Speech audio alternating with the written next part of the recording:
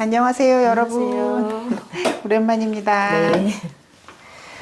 자, 진쌤, 우리 이번 주에는 뭐 얘기할까요? 예, 주위에서 이제 보면 이제 네. 자식운 또 네. 완료운 이렇게도 연결된다고 해서 특히 엄마들이나 이제 부모 그 자식운 되게 관심이 많으시잖아요. 네, 그렇죠. 그래서 거기에 대해서 오늘 좀 선생님이 설명을 좀 해주셨으면 네, 좋겠어요. 알겠습니다. 네. 자, 자식을 볼 때는 기본적으로 시를 보셔야 돼요. 네.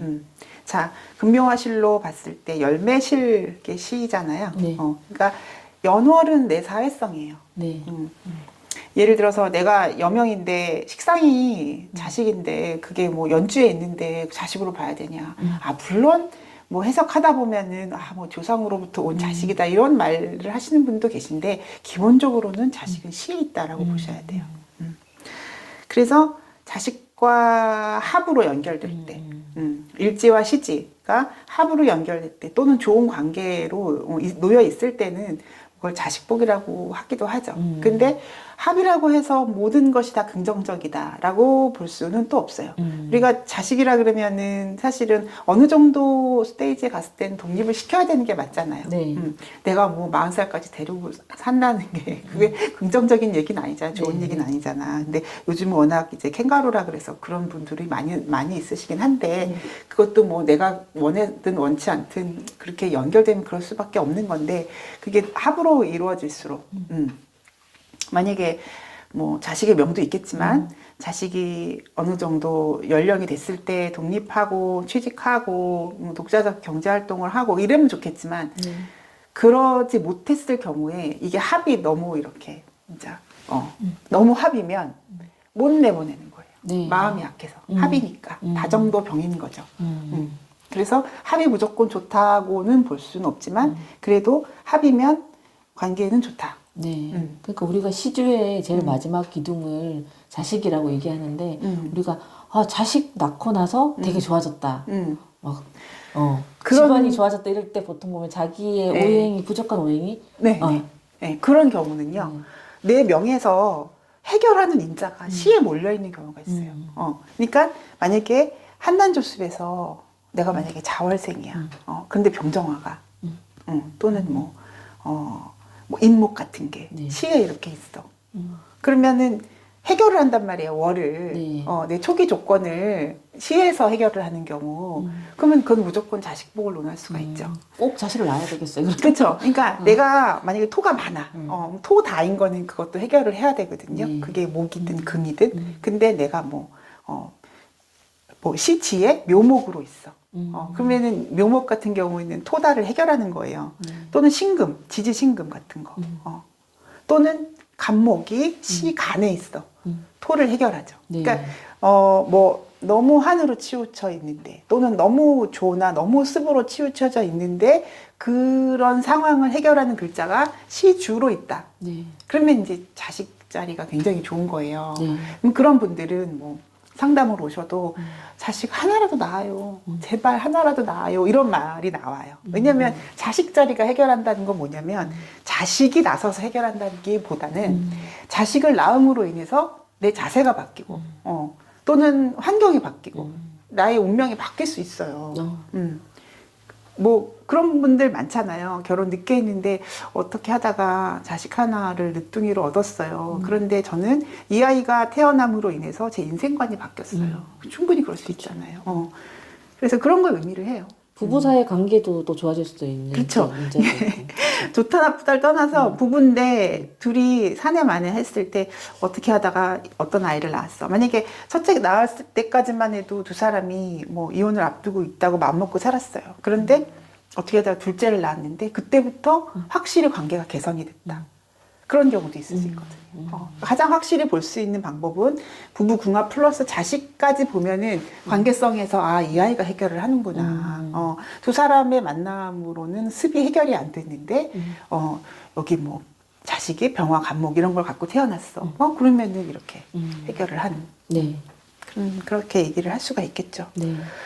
그래서 내 명의 단점을 보완하는 글자가 시에 있을 때 자식복을 논할 수 있고 자식으로 인한 내 마음 자세가 바뀐다라고 말씀드릴 수가 있겠네요. 네. 그리고 십성 개념에서 네. 이건 뭐 어느 정도 공부하신 분들이면 다 아는데 여명은 식상을 자식으로 보고 남명은 관사를 자식으로 봐요. 네.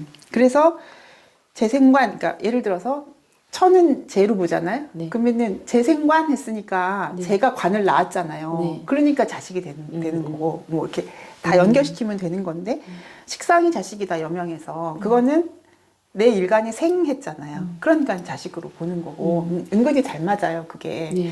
근데 주의를 하셔야 될 부분은 뭐냐면 연월에 있는 글자가 식상인데 자식으로 봐야 되냐. 뭐 아까 말씀드렸지만 그럴 수도 있는데 그거는 내가 사회적으로 쓰는 글자가 돼요. 월간의 식신이야. 그건 내 직업성을 보셔야죠. 네. 일지나 시지 이럴 때는 이게 자식으로 볼 수 있죠. 네. 그리고 이제 만약에 시지가 식상이다. 여명에. 그러면 그 자리는 무슨 자리예요? 배우자 자리잖아요. 네. 그런데 자식이 앉아 있잖아요. 그래서 득자부별이라는 말이 있죠. 자식을 얻고 부부와 멀어진다. 그런 일도 많아요, 사실은. 많은데, 그것도 이제 그 각자의 이제 그 명에서, 배우자와 나와의 명에서 그런 것들이 해결이 되면, 특히 일지를 보는데, 궁합을 볼 때는 네. 그런 것들이 해결이 되면 굳이 득자부별을 얘기하지 않아도 되는데, 주로 이제 고란쌀을 얘기할 때, 지지가 식상으로 되어 있는 경우가 많죠. 지지 일지를 그렇게 하고 있으면 아무래도 자식을 더 가깝게 느끼니까. 그렇죠. 내 일지가 내 몸처럼 쓰는 글자인데 식상으로 놓여 있으면 특히 상관 같은 경우는 이제 관을 치는 거잖아요. 여명에서 네. 배우자가 관으로 되어 있을 때는 관이 자꾸 치는 기운 때문에 들어오지 못한다. 그래서 왜 우리 또 애들 키워봐서 알지만 애들 자랄 때는 애 끼고 자잖아. 애 끼고. 네.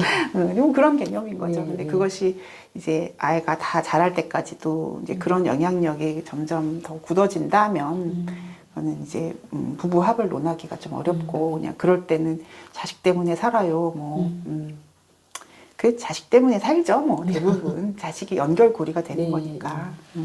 맞습니다. 네. 그리고 또 어떤 얘기를 할 수가 있을까요? 아까 이제 한반조순 얘기했지만, 월지가 너무 한으로 치우쳐져 있거나, 네. 또는 너무 좋아하거나, 이럴 때, 그럴 때 이제 시에서 그것이 해결되는 경우에 꼭 자식을 낳았으면 좋겠다. 이런 말씀을 제가 드리고 싶네요. 또 궁금한 거 있으세요? 그러니까 그 남자 같은 경우에 그 애를 낳았을 때 애를 낳아야지 이게 어른이 된다 뭐 그런 얘기도 하기도 하고. 그게 관이니까. 네, 그래서 간이 네. 그렇게 표현했구나. 네. 네, 그런 생각이 들더라고요. 그 무관사주 있잖아요. 남자 무관사주는 그 사주를 뭐 무관이니까 뭐 법과 규칙에서 제외돼 있어서 뭐 무법천지처럼 말씀하시면 안 되고요. 무관이라는 거는 내가 사회에서 어떤 나를 조절하는 기운, 나를 극하는 기운이죠. 그게 없다는 건데 그렇다고 해서 그 사람이 무례하다거나 도덕관념이 없는 건 절대 아니고요. 무관 남자는 내가 관을 만들어 간다는 뜻이에요. 그러면 뭐 자영업 또는 내가 어떤 회사를 차리는 거, 그게 자영업이죠. 하여튼 그런 개념으로 나만의 관을 만들어 가는 거지. 무관이라고 해서 뭐 관이 뭐가 좋아요. 물론 뭐 내가 명함에 뭐 나는 여기 다닙니다라고 이렇게 딱 내세울 수 있기는 좋겠지만 관이라는 건 내가 그만큼 사회에 순응하는 사람이다. 뭐 좋고 나쁘고를 말씀하시면 안 되고 순종적이다. 사회가 나를 컨트롤한다. 뭐 상사의 어떤 지시에 따른다. 그러니까 이제 관인데 뭐 관이 없어서 불리하다고 느끼는 분은 자식 낳으세요 이런 말 나오는 거죠. 그게 관의 역할을 해주는 거예요. 내가 그 누구도 두렵지 않은데 난 정말 당당하게 내가 정말 법 없어도 살 사람인데 자식을 낳으니까 되게 부담되잖아요. 책임감이 빡 생기잖아요. 네. 그런 거예요.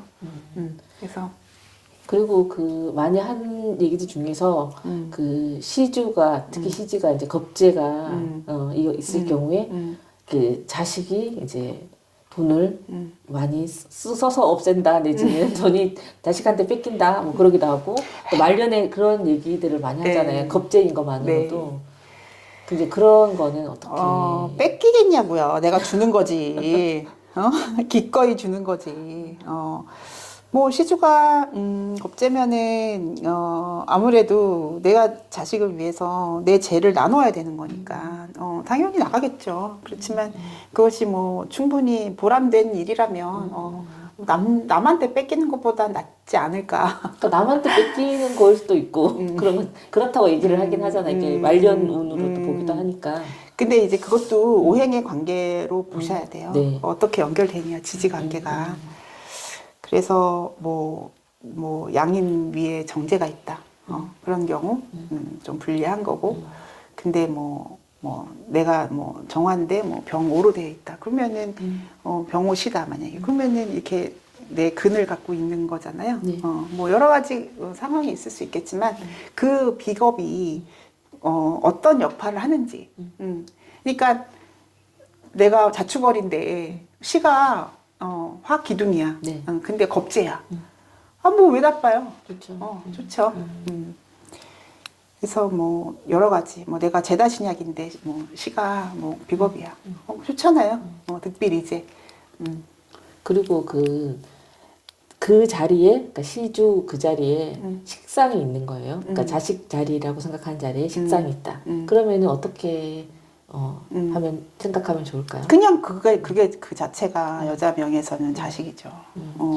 굉장히 가깝게 친밀하게. 그렇죠. 네. 내가 여명에서는 식상이 자식인데 시간이나 시지에 식신상관으로 되어 있다. 그러면 그 자체로 보고 통변하시면 돼요. 그 명에서 자식의 현재 상황을 운하고 이렇게 대비해서 보면은 알 수 있는 거고. 네. 그리고 또 이 명은 정말 자식을 위해서 헌신하겠네요. 이런 말도 나올 수 있는 네. 거고. 다만 궁성을 잘 조합해서 보셔야 돼요. 궁이라는 건 이제 월은 부모 사회, 일지는 배우자, 시는 자식과 나의 미래 이렇게 보시는 거 그런 걸 잘 조합해서 보시면 되겠죠.